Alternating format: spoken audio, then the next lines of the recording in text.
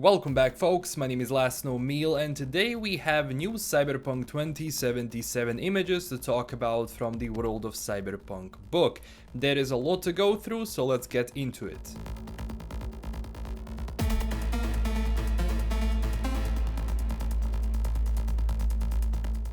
First thing I want to talk about are the Cyberware renders, for example the first one being an image of real skin. Now real skin is a technology used for producing synthetic skin. Now this skin feels almost like the real one. It was first used for war veterans because sometimes it's easier to accept the cyber limb and live with it if there is skin around it. It makes it more natural in a sense, even though there is tech now in this universe to give you back a real biological limb. You don't need to go with the metal one in a sense. Of course, for all the people who like retro style of prosthetics, choose them without real skin, so that's why you have people walking around with exposed metal without the overlay that, some people use. Next thing I want to talk about is this augmentation, which looks amazing and something we've seen from the trailer on for a second. It's basically a full forearm replacement which houses an integrated projectile launcher. We saw that for just a little tiny bit. I'm not sure what sort of cartridges and projectiles we're going to be able to fit in this, but it's also a really cool addition to your character customization. Next up we have the Militech Braindance editing gloves. These gloves are basically used to alter and prepare brain dances for customers.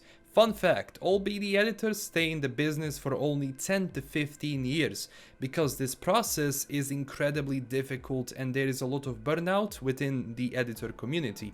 That's why corporations replace people with intelligent systems that can do it faster and more reliable. We also have Braindance cartridges here. These cartridges are used to experience various BDs, for example. One here is called the City of Sin, and maybe this one will be in the game, who knows. But overall, Braindance tech is based on electromagnetic sensors that read the brain activity of the user.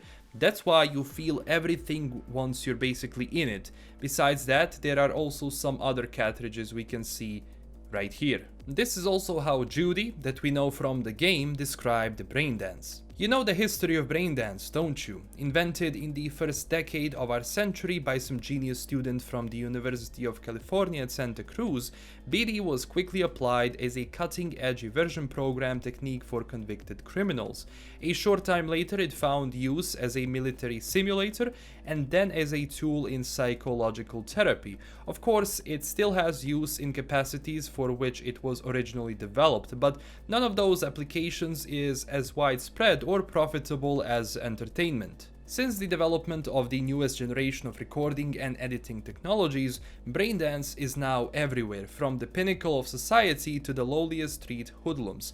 Everyone wants to enjoy the vivid, colorful dreams that BD offers its users. Next up we have a close-up of a nanovire. We saw the nanovire in the deep dive demo. It's used for fighting as a melee weapon and to hack people or stuff from distance. We will be able to use this in the game as an implant, especially if you're going for the Netrunner class. Now talking about netrunning, in the book it is described that you have 5 tiers, going from tier 1 of netrunning, which are old portable cyber decks from 2020s.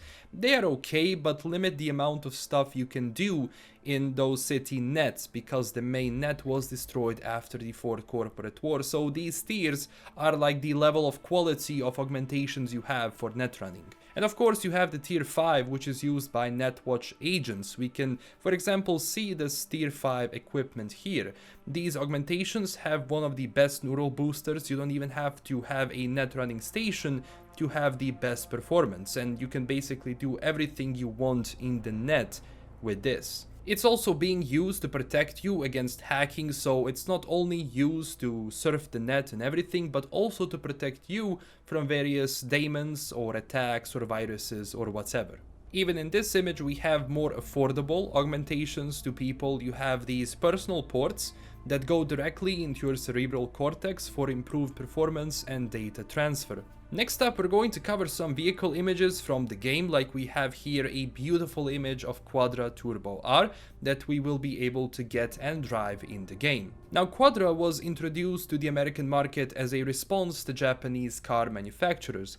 This will be your top muscle car in the game. Even if you are in the market for one, you can actually go and buy it or obtain it from the streets. And as it was said in the book, the latest version of this vehicle came out in 2069. I guess the one in the picture is that one, while the best Turbo-R, as was described by the drivers in the universe, is the version from 2058. But even this Turbo-R will have various modifications and variants, including on where you obtain it. Next up, I do want to talk about NightCorp, which was actually brought up a couple of times before. We still don't have every info on them, but they're basically a public works development corporation. They were founded in 1999 by Miriam Knight, who was actually the wife of a murdered multi-billionaire and of course someone who created Night City, Richard Knight. And we do have some more info around the company. This is actually what was described in the book. NightCorp is a unique corporation that is solely focused on Night City and its affairs. The company is the largest contractor of public procurements within the boundaries of the city, building and renovating facilities like roads, bridges, tunnels, metro lines, power plants, net transmitters, waterworks, and sewerage. So basically everything. The corporation is also known for their charities designed to aid the city's poorest children and scholarship programs that benefit gifted young people. NightCorp is also heavily invested in research for ecology and alternate power sources. And the history of the corporation goes like this. Created as Knight's Foundation by Miriam Knight, wife of the murdered multi-billionaire and visionary developer Richard Knight, the corporation's official primary goal was to protect and promote Richard's vision of a perfect city. During the infamous mob wars in the first years after Richard Knight's death, the Foundation attempted to gain mega-corporate support to end the reign of crime in Night City, but they couldn't actually succeed. After the mob wars, Knight's Foundation was reconstructed and renamed NightCorp. Allegedly, Miriam Knight realized that to have any power in a city, you have to play by the rules of big businesses. From that time, the corporation has been a constant presence in Night City, expanding their field of activity but avoiding power struggles with other major corporations. Although Miriam Knight stepped down from the role of a CEO long ago, her legacy and ideals are outwardly upheld by her successor. Of course, no corporation goes without any secrecy and, some shady stuff going on in the backgrounds. And there's actually the same speculation going around NightCorp that behind all of this friendly, eco-positive community, there is something vile going around behind them. That tells you because there is various corporations around the city, including Arasaka and Militech, but none of them want to actually step on their toes, so it kind of tells me that they are a lot more powerful than you think. And if you remember the 48-minute demo when we save Sandra Dorset from those scavengers, there are some things going around that she might be working for NightCorp and that there is something going on with them. And one more commercial we have in the game is a Kiroshi ad. Now, we all know Kiroshi because they make top-of-the-line eye implants that we can use in the game. During the 48-minute demo, we go to actually get one. Those implants don't have to be used only for scanning enemies and, to fight, but they can just help you in your daily life. It makes everything a lot easier. And of course, the Midnight Lady ad, which is really funny, but cool. Taser. Moving further, let's talk about the 6th Street Gang. We finally have more info on them, so I will go through everything we learned from the book. 6th Street Gang were founded as an old-fashioned American patriots who came together as an ad hoc civil police force. They've since forgone their original goal of serving the public trust, and today they're no better than other gangs who abuse their power and positions in the local communities. They actually force smaller businesses to pay tribute and protection money, so extortion is pretty much there, and they also engage in other various shady criminal activities as before mentioned, extortion, then robbery, and gun smuggling.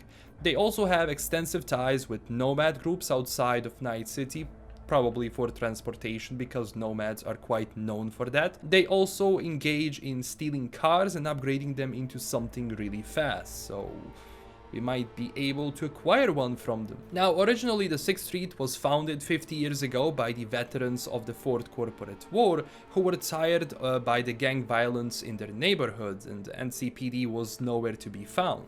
They try to bring peace to the community in their own vigilante way, but those ways can be altered to suit them, so it's not a general justice, but rather their version of justice. And even though they are generally violent, they are somewhat tolerated by the NCPD and corporations since they help them clean out the city from trash. They still do it, but they also engage in other various activities. Some of their notable members are Will Gunner, Rick Morton, Wyatt Alkin, Lucius Toran, Matt Dodges, and Patricia Gerville. We're probably going to meet some of them in the game. I am not sure which one of them are still alive in 2077, but we shall see. They are mostly to be found in Santo Domingo, so areas of Arroyo and Rancho Coronado, and this is a nice segue into an amazing map created by our fellow community member, which uses the outlines of the maps we know from before to create the one which is the most truthful to the original. Obviously, this is just a simple outline of the map. It does not represent the final size of the game. And that's it for today. The book itself is amazing. There is a lot to talk about here.